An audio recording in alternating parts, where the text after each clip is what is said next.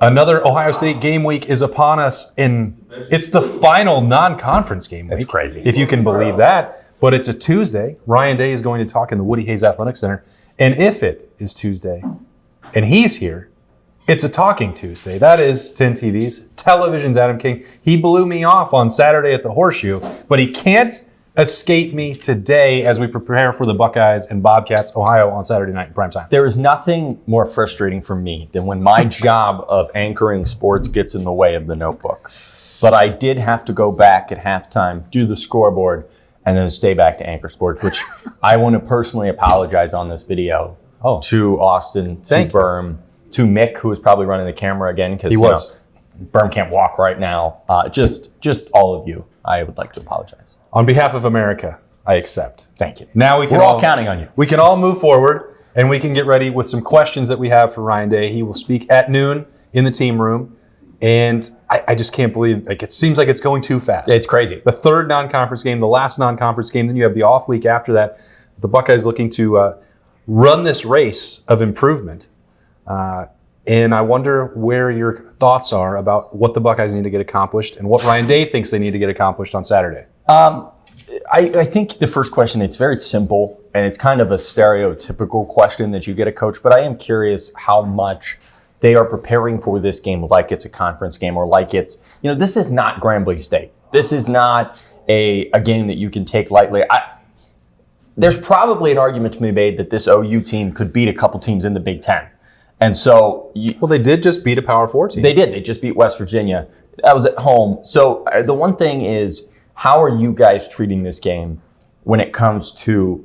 I always feel like a coach has a number in his mind of, we're trying to win this game versus focus on ourselves. Where does that sit in there? Grambling was all about themselves. We want to go on a scale of Grambling to Texas. Exactly, on a scale of Grambling to Texas. Where in there, are you focusing on OU versus focusing on what can we learn from this game? What can we grow from this game? And I know what he's going to say. He's going to say we always focus on ourselves. But actually, I like to use Talking Tuesday as if I could get a lie detector right day. How focused in on the Bobcats are you? And they rightfully show they should be. I made a comment earlier that when you look at a game like this, I think every game has to be treated like Grambling with the goal of winning 70-0. But as the competition, standard is the standard. The standard is the standard. But as the games go on, the score is going to shrink. But every game you have to treat it with that mindset of the expectation is 70-0. So now is the expectation 55-7? Then at Washington is the expectation. People are worried about that game, but we'll get there. As it drops and the competition gets tougher, that expectation is going to drop, that score, but the expectation can't change. And so I'm very excited to see. I'm excited for this. It's an interesting, odd non-conference game because it's not the magnitude of Texas. It's not even the magnitude of a Power 4 team, but it's about as high as you can find from a non-Power 4 team. Maybe because it's down the road. Well, and because you know how much it'll mean to Ohio. Yes, and by the way, they won the MAC a year ago, and sometimes at that level, that means you're going to have to replace a coach and some players. Like they're not the exact same roster that they were a year ago, but they gave Rutgers a real test in week 1. Then they beat West Virginia in week 2, and then if you're adding on top of that, like this, I know it's a cliche, but it will be for a lot of maybe Ohio-born players who are playing for the Bobcats. This is their Super Bowl, their opportunity to go to the Horseshoe. They are accomplished already, and it'll mean a lot to them to come in there and play. So you're going to get their best shot. That also is a cliche. It almost goes without saying. When you're Ohio State, you're getting everyone's best shot every single week. But Ohio is not going to come in here and roll over for Ohio State. So they have accomplished enough that you have to take that seriously, and it can't be treated just like Grambling. Although I would say I think they did a great job of going through Tuesday practice, Wednesday practice, and showing up, and the starters being like, we'd like to be done early so the backups can play. I think they checked all those boxes last week. But I mean, it's a good point because the preparation level, they took that seriously against themselves last week. But do you have to put in? Is Matt Patricia putting in specific wrinkles for Ohio? Exactly. Yes. How much of that are you going to need to do this week? Are you game planning for Ohio? Yeah, that's a great question. And they'll say yes. Yes. But actually, with that said, getting more in the weeds now with questions, because there's your TV guy question. Then, how important is this game to you guys? What is the message for Buckeye Nation? There you go. I want to know how you work some of these guys on the field that are proving day in and day out that they deserve to be on the field when you already have such a... I'm focusing on defense right now, like a Riley Pettijohn. I wish I could have wagered in real time about what name you were going to say. Yeah. And like Riley Pettijohn proved in one half of football that he deserves to be on the field. The only problem for Riley Pettijohn, he's behind Arvell Reese, Sonny Styles, and Peyton Pierce. That's three guys. Right now, it really seems like Ohio State's playing a lot of two linebacker out there. So you're really talking about, are you taking Arvell Reese off the field to get Riley Pettijohn on the field? Are you taking Sonny Styles off the field? Probably not. No. So how do you use him? Like, it's such a cornerbacks you can rotate. You can get Devin Sanchez in. We saw 12 snaps against Texas. We saw a lot more against Grambling, obviously. But with a position, like a linebacker is such a hard position to roll. You've got your guys, especially when they're playing at that level. Riley Pettijohn needs to have a part in this defense, but I just don't know how you do it. So my question to Ryan Day is, how? What do you do here? Can you play 12 men? No, they shouldn't do that. Okay. And I think there's an operative word in there that you mentioned. Need. Like, there isn't currently a need for Riley Pettijohn to play. He deserves to play. He's good enough to play. But the need, because of what you mentioned with Peyton Pierce, Arvell Reese, and Sonny Styles, doesn't technically exist. And I hope for Ohio State's sake that doesn't change for them. I agree. But that's the way that they're going to have to view it. Now, James Laurinaitis and Ryan Day had said, well, and Matt Patricia, like, there's 4 game-ready linebackers. And they didn't name them, but we now know that that's Riley Pettijohn, like, without question. It was publicly on display. But there are ways that they can use Riley Pettijohn that maybe wouldn't necessarily mean that you have to take Sonny or Arvell off the field. And we'll see what they do. I think that's the creative part with Matt Patricia. And but then do you worry that he's got to pass over Peyton Pierce? Well, I don't know. I'm not even necessarily talking about rotationally. I think Zach Bourne brought this up on Monday's episode of The Beat, where like maybe you start to see some things that are. That show. It's very good. If you've never seen an episode of The Beat, which I thought that you had, I know that you love to read the comments.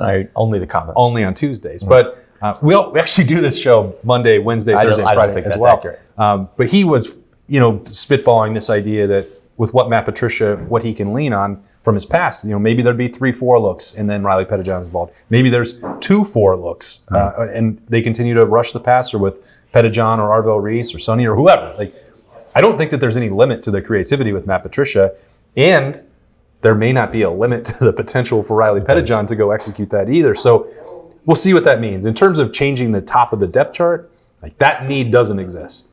But maybe they actually do feel like they need Riley Pettijohn to play given his athleticism. That's, I think, going to be an interesting dynamic coming out of that first extended look at what he could do on Saturday, which was awesome. It was amazing. It was more than you could ever have imagined. I can imagine a lot.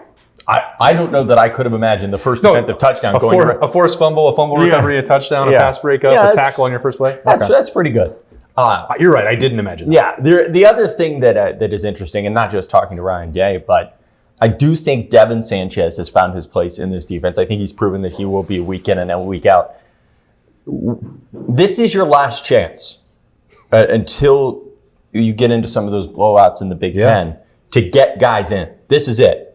And so I would ask kind of all of the coaches, does that incentivize you on Saturday to go try to make this game 35-0 early? Because I think Ryan Day is perfectly fine controlling a football game and finding a way to win. But at the end of the day, you can't. Hey, that's one. Ding. Probably already said it like twice, 3 times. Ryan Day. Don't be afraid to say it, all right? I'm afraid. I'm very afraid. You can only play those guys when the game is in hand. When you go to Washington. At the end of the game. One of my favorite comments from the last week, and I'll say it, it said, at the end of the day ends. What a wise philosopher for Adam King. And at the end of the day ends. That's all I can say. That's true. You can only put those guys in the game if it's a blowout.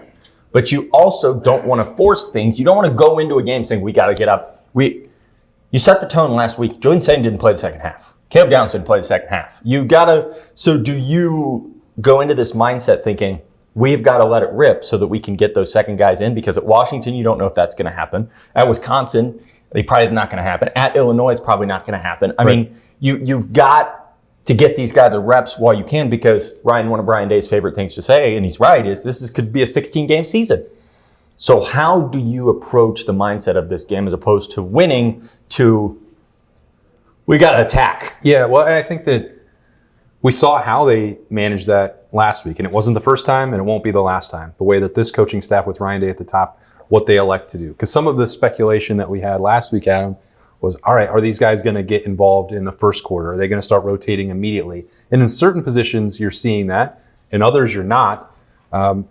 So there's not a hard and fast approach to it. But by and large, it was, okay, starters, it will be up to you when the backups can come in the game. Can you handle your business quickly, efficiently, productively, and then you can then pass the baton, take the pads off, and watch Zion Grady go rush the passer and celebrate with him on the sideline, which Kenyatta Jackson and Caden Curry were great to watch. Thrilled to do that. So that part was really cool, but I think it's an interesting dynamic, because so many times you hear, well, you want them to have high leverage snaps. It'd be better for the backups if you mix them in there with the starters, and then you got a better feel for what they could accomplish.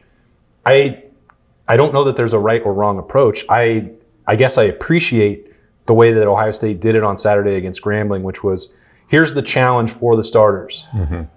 Can you be serious? Can you make it about us? Can you do these things? And then you can just take the rest of the day off. There wasn't any messing around at that point. No. The score got way out of hand, and then you get the entire third quarter, you get the fourth quarter off. So everyone's going to do that differently. But I think that really worked last week. I wouldn't imagine that they're going to change that up dramatically against Ohio either. But also, this is going to be a much more competitive outing. I believe that, just based on what we've seen from them already. Well, then that turns to the other side of what is enough in hand to take those guys out. And you make a very good point there. I think it's the first you've ever made. Yes, that's one. Which is, do you give them, that's the one. Do you give them the high leverage snaps in this game, thinking that there's a world where you have to have Julian Sayin play at least the third quarter, at the start of the third quarter. Yeah.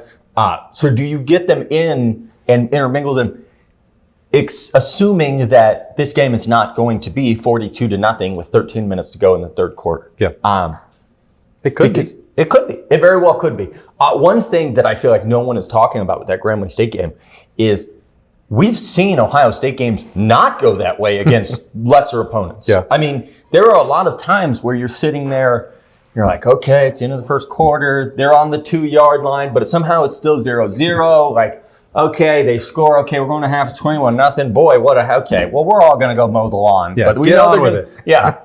They did not waste any time, and I loved that. It looked like their challenge was get in there, beat this team, and then let's go put the rest of the guys in. Yeah. So do you take that same mindset, which is going to be much tougher against the Bobcats, and then... and I think that they might, Adam, sorry to interrupt, but because you're allowed. It's your show. On the heels of the Bobcats beating West Virginia, having that Power 4 game, and then what they did against Rutgers and pushing that one into the second half, deep into the second half, a Big Ten opponent, now not the best team in the Big Ten, but those games will get their attention. So I think that I mentioned this a week ago, where what I liked by Wednesday when Ryan Day was really leaning into that's about us, and not calling it a talent equated game and not going full Lou Holtz on that.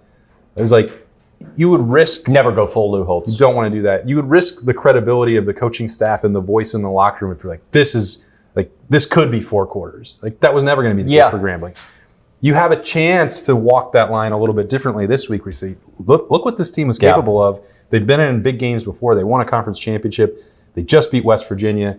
This is not a game where you're trying to, you can set up your teammate for the third quarter. I think you can maybe in the back of their mind be okay, what's our contingency plan? Mm-hmm. What's the number, as you mentioned, that you feel comfortable pulling them back? But I think you can coach Ohio State maybe a little bit harder this week. Those games will get their attention, and then you have the off week after that. And you're running out of opportunities. As you mentioned, Washington is on the other side of that off date. The Big Ten slate, 9 straight in 10 weeks. So you have to make the most of it this week. You got me excited there about this game, because I think you're right. I think it's the perfect balance of it's another game where you're not going in. I say this, somebody's going to clip it out. You're not going to lose this game. I mean... unless things go haywire. They're 33.5 point favorites. Yes, there you go. But you're not going into this game knowing you're going to win 70-0. So it's an interesting comparison of talent here.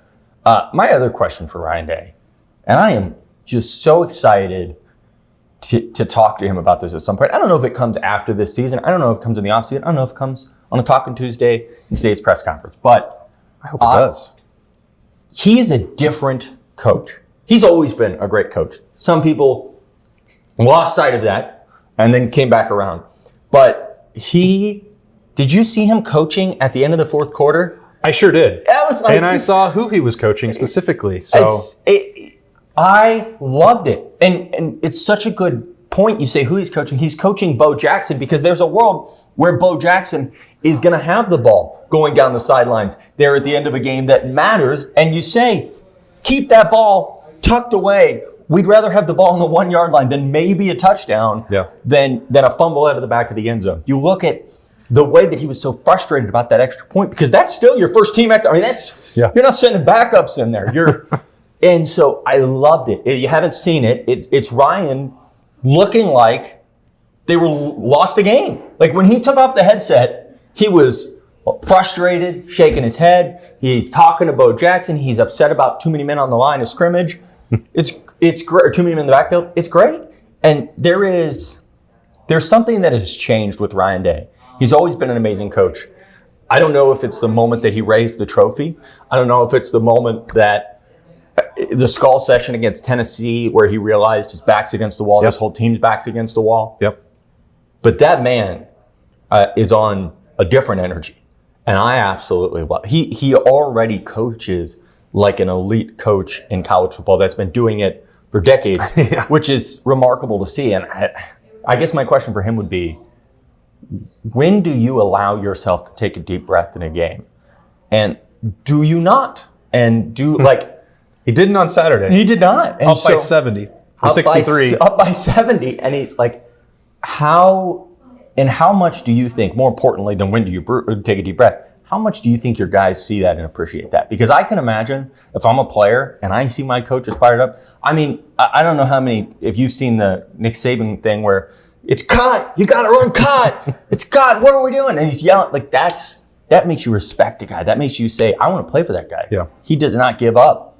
I don't even know if I can form that into a question. I think Ryan would say, sir, you've talked for a minute and a half. We're going to need Was there a question in there? Yeah, exactly. But I just wanted to say, well done. I loved every minute of that. And I think because the natural progression from there would be who he was talking to specifically and how much stock you put into the 9 carries, the 1 fumble, the balance between the two. Because it felt like, and maybe I'm wrong about this. Maybe Carlos Lockwood. Maybe you're right about it. I could be. It's a coin flip. There you go. And maybe we'll get to the bottom of it on a Talking Tuesday in the Woody Hayes Athletic Center. But was it because it was Bo Jackson specifically that was the urgency and the intensity of that message about protecting the football? Would it have been the same if it was Sam Dixon or Isaiah West or a walk-on or anybody? I suspect that it wouldn't be. Yeah. And maybe I'm just wish casting it out there because I'd like to see Bo Jackson in some higher leverage situations. I feel like Carlos Lockwood and Ryan Day want that too. Mm-hmm. And that's why that coaching at the end of the game and that point about you have the program in your hands, you need to protect it. I think that was delivered at a different level because they want him to be involved. And whether that's a need at this point, I don't know. We've talked about the running game now for the first couple of weeks and C.J. Donaldson and James Peoples, and has it popped the way that Ohio State wants? It didn't against Texas. Texas is really good.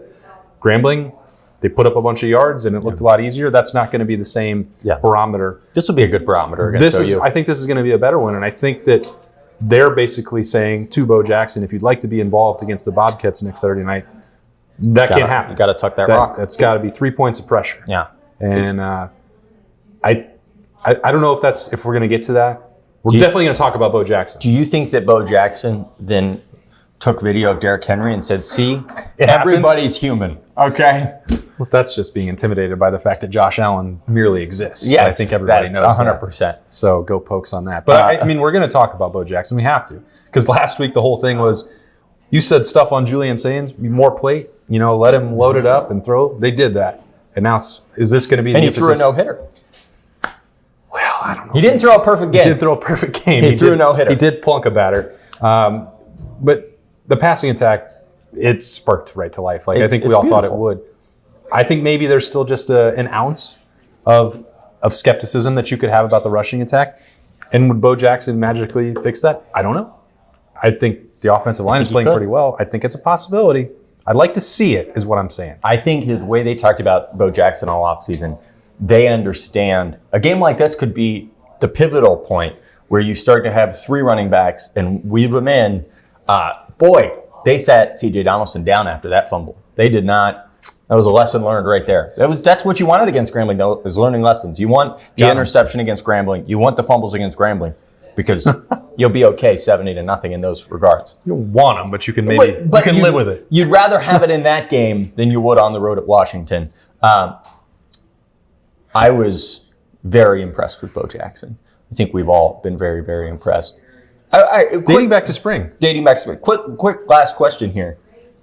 When do you get worried, Ryan, about the running game? Is there ever a point in this season where if it doesn't take that next step, you will be worried? Or is this where is it? I don't know that we had a barometer of where it was supposed to be right now, but I don't have alarm bells going off. Yeah, I don't either because of, as I mentioned, Texas is one of the best defenses in the country. They didn't even attack. They had a specific game plan, both for the running game and the passing attack in that game, and then protecting the defense. We didn't see any of the perimeter runs. They came out early and did the sort of end-around fly, jet sweep with Brandon Ennis. They didn't attack Texas in any way to the edge. Now, that may be a reflection of Texas's team speed and athleticism and tackling ability, and that would be fine. I would understand that. But that wasn't the full playbook for Ohio State. And I think that this offensive line is more than capable of doing that. And I think there's enough skill talent, whether that's Ennis, whether that's Jeremiah, whether that's incorporating Bo Jackson off the bench. C.J. Donaldson, I think, has done some really good things. James Peoples was more explosive against Grambling. I mean, you have to take them out. They're two opposite extremes. Ohio State could do whatever it wanted on Saturday. Mm-hmm. And it was more a feeling out process against Texas. Those are the ones that we're going to remove from the grade sheet, I think, at the end of the day. And now Ohio, I think, could probably be right there in the middle where it starts to be, this is what it's actually going to look like. But maybe we'll find out. I am now excited for the Bobcats. And were you not before? No, I am. I was. But I think I'm excited to see what things look like. You know what I mean? I think it's a good barometer. I used the word barometer twice. I don't actually know what a barometer does. I'm going to Google it after this. And my favorite part about the Bobcats? You don't do the weather. You are the sportsman. Yeah. When they're playing the game against OU? Saturday night primetime under the lights. At the end of the day. Oh, wow. So you have all day. I have all day. And then at the end of the day, things end. Then they're going to play a game. They'll play a game.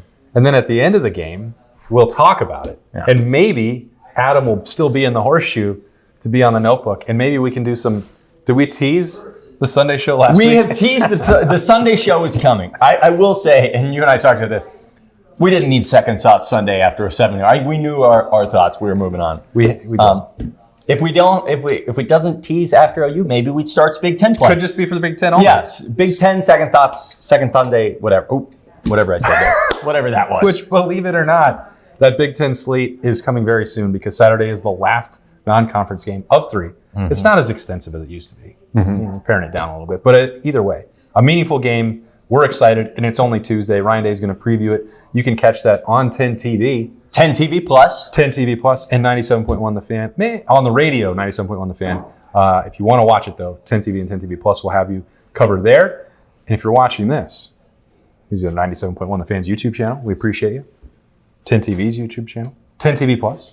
And make sure you comment and tell us how bad of a job I do. You can like and subscribe as well. We greatly appreciate that. And if you don't like looking at this beautiful head of hair and you're listening audio only, just occasionally dabble in there and then drop a comment. Just imagine Rick Astley. Uh-huh. That's what I always. You think I look like? And we're gonna give you up. I mean, better. Thank you. Never gonna give you up. Never gonna let you. Okay, you can't do 15 seconds. We'll lose. We'll get a copyright. I was gonna play us out. I thought you were gonna say goodbye. I thought we were just gonna have a little. I didn't. I wanted to. What does it mean to play us out? I wanted to get a couple lines just to see how far you would go with it. And now I know that there is no limit. He would have kept singing that entire song. We'd have been here all day, and we would have got a copyright strike. But we don't want that. Not on a Talking Tuesday on the beat on the Austin Birm Show. Thank you so much Hey, thank you. To 10 TV's Adam King. I am merely Austin Ward. We will catch you later for some snap judgments at the Woody Hayes Athletic Center after Ryan Day's press conference. We'll see you there.